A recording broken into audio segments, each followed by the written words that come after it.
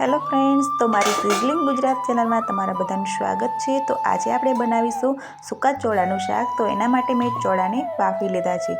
પછી આપણે સૂકી ડુંગળી અને ટમેટાં બંનેની અલગ અલગ ગ્રેવી બનાવી લેવાની છે। પછી આપણે લીલા મરચાંને કટ કરીને લઈ લેવાના છે। પછી આપણે તેલમાં રાઈ નાખી દઈશું। રાઈ ફૂટી જાય પછી આપણે આખું જીરું અને હિંગ નાખી દઈશું। એ થઈ જાય પછી આપણે લીલા મરચાંને કટ કરીને રાખ્યા હતા એ નાખી દઈશું।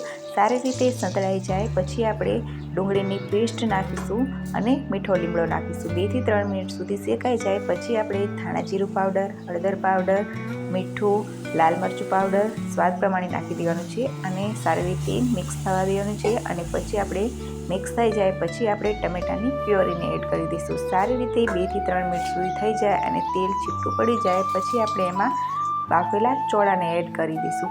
સારી રીતે આપણે 3 થી 4 મિનિટ સુધી કૂક થવા દેવાનું છે। પછી આપણે લીલા ધાણા નાખીને આપણે ગાર્નિશિંગ કરી દઈશું। તો એકદમ ટેસ્ટી અને જોતાં જ મોઢામાં પાણી આવી જાય એવું ગ્રેવીવાળું ચોળાનું શાક તૈયાર છે। તો ખાઓ પીઓ એન્જોય કરો।